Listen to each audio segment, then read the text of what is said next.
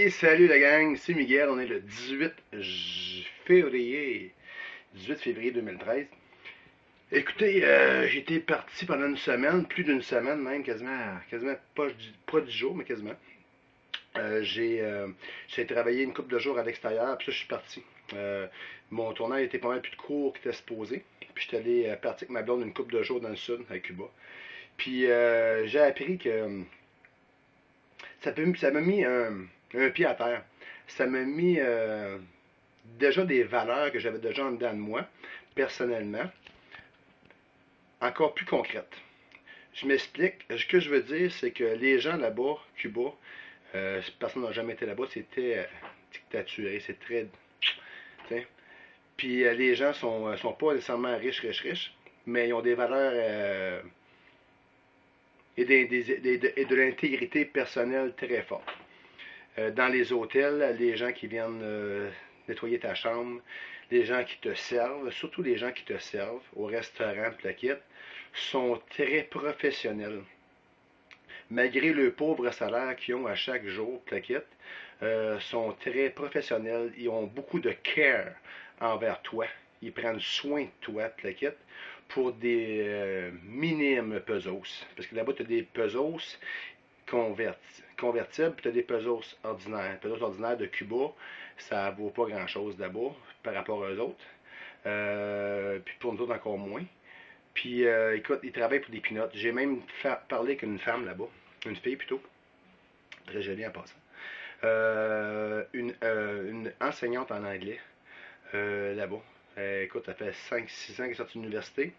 Elle enseigne en anglais, puis elle gagne 5 pesos par semaine. 5 pesos par semaine, donc 250 pesos par année pour une professionnelle. Donc on s'entend-tu que l'autre partie de la société qui ont des petits job-ins, des fermiers, comment ils peuvent s'en tirer. Donc ça n'a aucun sens. Donc, où que je voulais en venir, c'est qu'avec au Québec, on est vraiment, vraiment très gâtés, très, très, très bien. Puis je voulais porter l'attention sur le fait que là-bas, j'ai appris à observer encore plus, à regarder les gens et de voir encore plus leurs intégrités. Quand ils te parlent et qu'ils te regardent dans les yeux, puis qu'ils ne disent pas de bullshit, tu peux vraiment le voir. Même, regarde, écoutez, je vais donner le meilleur exemple. Je suis allé voir, je suis allé louer une petite moto avec ma blonde pour aller voir un peu plus loin dans l'île, parce que c'est pas beaucoup peuplé quand même, où j'étais dans le coin, c'est à Santa Maria. Puis je suis arrivé à une place, puis tu vois que je suis arrivé à une place, un genre de petit centre d'achat.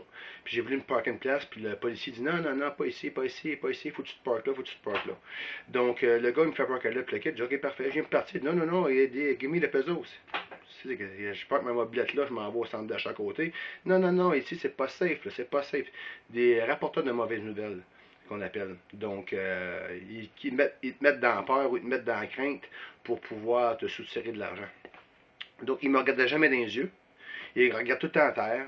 Puis il était là, puis il était, regarde, focusé sur son esti 3 pesos. Là, je dis, écoute-moi bien, mon gars. Il dit, regarde, la mobilette d'un, c'est pas à moi. Je l'ai loué. Puis ça se fait voler, mais c'est tout que je vais venir voir pour pouvoir collecter le papier parce que je me l'ai fait voler, parce que tu es ici dans l'environnement, tu es là, pareil, puis tu vois ma mobilette. Puis si tu vois quelqu'un, non, non, voici, si quelqu'un vole, moi je vois pas, je vois pas. Donc c'est un asti de crasseur. Donc ça se voit dans les yeux. Quelqu'un qui te regarde pas dans les yeux, puis qui est pas capable de confronter quand il te parle, donc il y a un peu de la bouche dans l'arrière de ça. Mais j'ai dit, gars, moi, ma mobilette, je la calisse là, je dis, je m'en vais là-bas, puis il dit, si je me fais voler, il dit, garde, tu vas faire affaire à moi. Donc, je suis revenu, la mobilette est encore là, puis la quitte. J'ai donné juste un pesos, question de principe. Mais, parce que j'ai pris quand même une partie de son space, de son stationnement de police.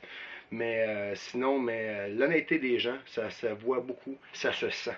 Ça se sent en dedans de nous autres. On a des vibrations intérieures, on a des sentiments, des émotions personnelles. Quand tu es avec quelqu'un, tu sens que c'est un gars drette, c'est un gars drette. Mais quand tu sens que c'est un crasseur ou qu'il a envie de t'en passer une vite, tu regardes des yeux, puis tu regardes ses ajustements gestuels, comment ils fonctionnent. Donc, quand il essaie de trop en dire, puis trop se vanter, puis trop en parler, mais il y a quelque chose de caché derrière de ça. Donc, c'est ça, ma petite leçon de vie 101. Puis ma bonne nouvelle aussi, on va faire la bonne nouvelle, nos limites en même temps. Donc, les gens honnêtes, ils te regardent directement dans les yeux, ils te parlent, puis tu sens le sentiment, tu sens les émotions, tu sens la vérité. Ça marche la gang? Merci. Miguel de nos limites. Passe une belle semaine. De retour au Québec.